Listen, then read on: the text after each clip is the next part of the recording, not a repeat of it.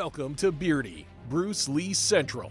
This is how you then make the adjustments, and that's why I always say everyone cannot train the same training routine, because everyone has a different body and everyone has different needs. Hey, I'm Arnold. As if you didn't know. But anyway, come and work out with me.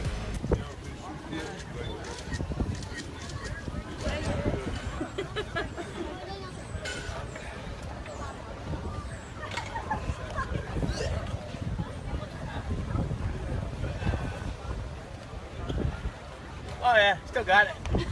Oh yeah.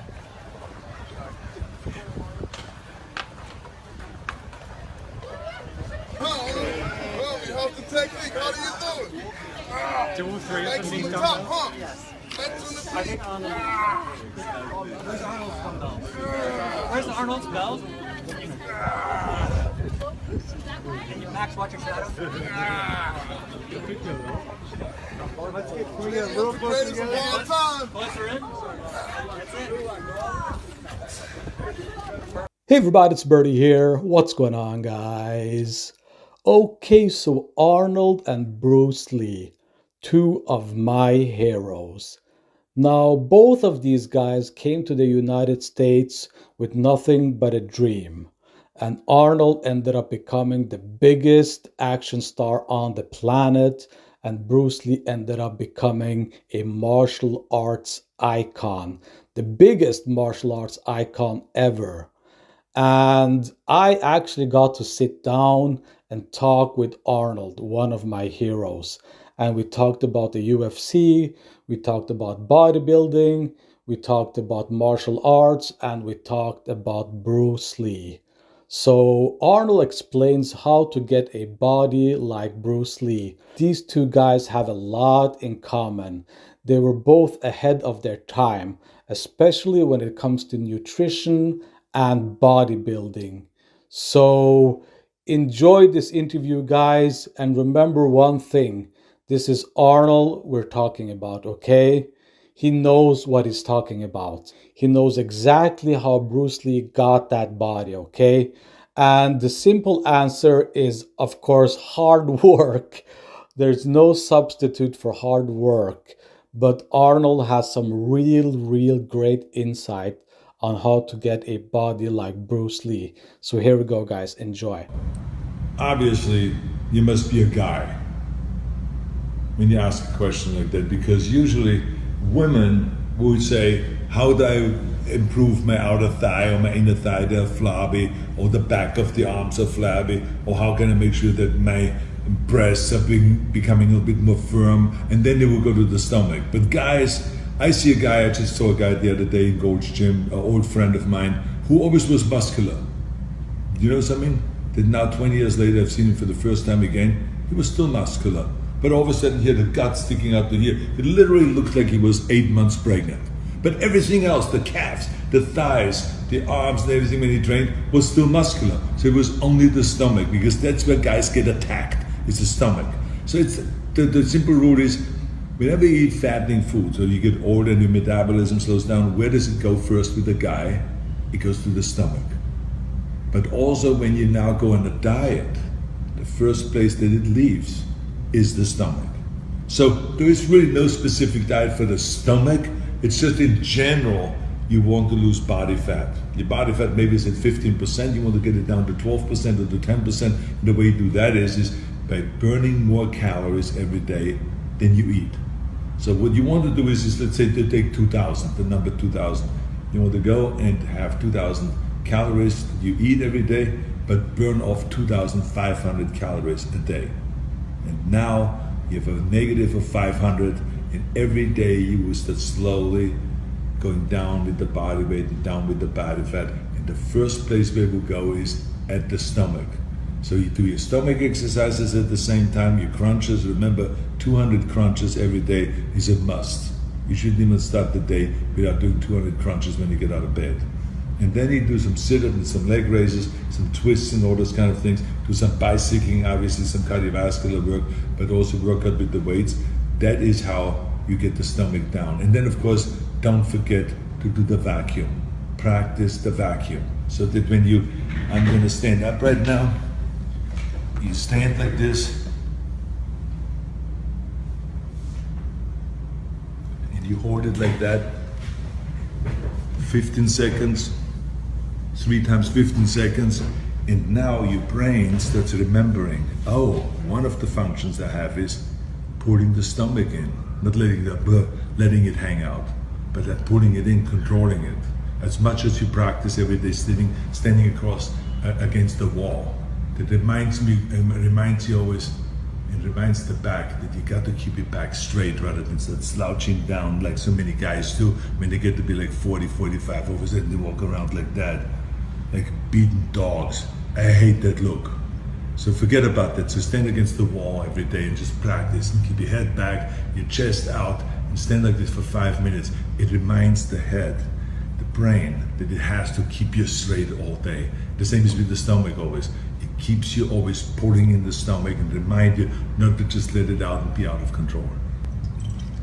Well, the first advice I will give you is not to make the same mistake I made. I went to a weightlifting gym and I asked the guys to train me, and then they trained me for 2 hours, which was way too much. But I think this was their way of kind of like having fun with me. I was 15 years old, and those champions there in this weightlifting club just said, yeah, try to do this exercise, and you got to do this exercise, and you got to do this, and do 5 sets, and do 10 reps, and do 15 reps, and all this. And so then when I was finished, I remember I was driving home with the bicycle. I was riding for around a half an hour, 45 minutes, everything was dandy and fine. But then all of a sudden, I had no more feeling in my hands. Absolutely, the feelings went awry, and it was gone.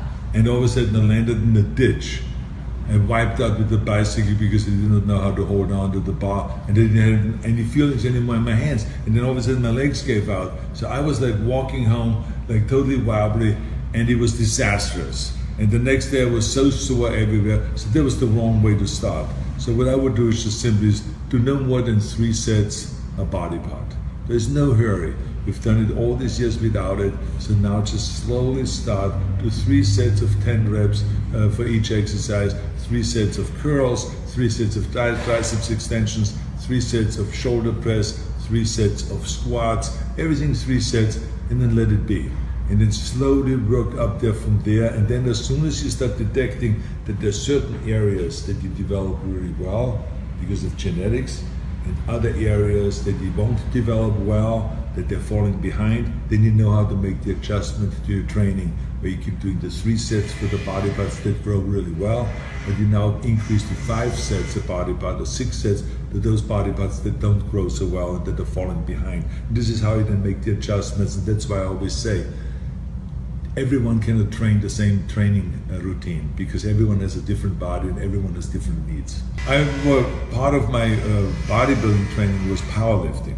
So we did strongman stuff, but I did not do like the stone lifting. There was a stone lifting in Munich, but we didn't really train for it because that stone or that cement block, it was really, they weighed 580 pounds. It wasn't really available all year. So they would bring it out at Beer Fest, and then they would be available for 30 days. And so you compete these 30 days, you can come there and you can be the day's champion, and they will register you and will write you down, and you get listed as one of the champions of the day. And then on the end of the month, all the 30 champions of this, each day, the champions, they come together on this one day and they compete against each other. So that's, and then that stone goes away again. So you can't really train with that all year long. But I mean, we would do, you know, lifting, heavy lifting, power lifting and stuff like that. But I wouldn't say I did any of the traditional strongman stuff, like throwing tires and you know, throwing logs through the air and all that stuff. I never did any of that. I think the worst injury that I've ever had was my knee injury, which occurred in South Africa, doing a combination of a squat when the weightlifting platform moved apart, and all of a sudden the legs started spreading, and I had 500 pounds on my shoulder, and the whole thing started collapsing, the weight falling over me and all this. And then the leg straightened out and was shaking there on stage, and my leg was shaking, and then pop, it popped back in. So I said to myself, even though I was sweating and I was kind of almost passing out, I said to myself that, I can get up. And they helped me up, and I got up, and I said, I can walk, even though very, kind of slow with a limp, but I could walk. So therefore, I can do my posing routine. I just, remember not to be that kind of, to be careful. And then, sure enough, I would do my posing routine, and then the people were screaming, and I started getting carried away because people were screaming and applauding and standing ovation that I would come back out on stage after an accident like that. And I totally forgot not to go down to my kneeling shot, where I had one leg spread out like that and one leg bent, and I'm doing my double bicep pose. And I went down like that, and then the knee went pop back out again.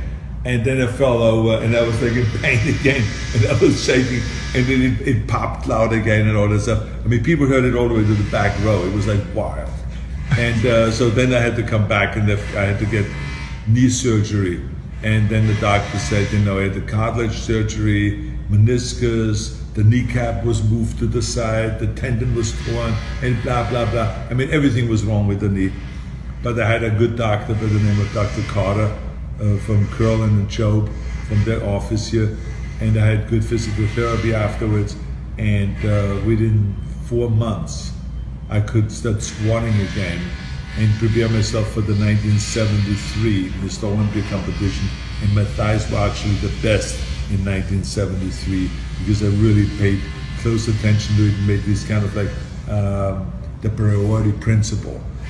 Joe Weed always talked about the Weeder priority principle, but this is what it was, where I did thighs first from that point on and really paid close attention to it.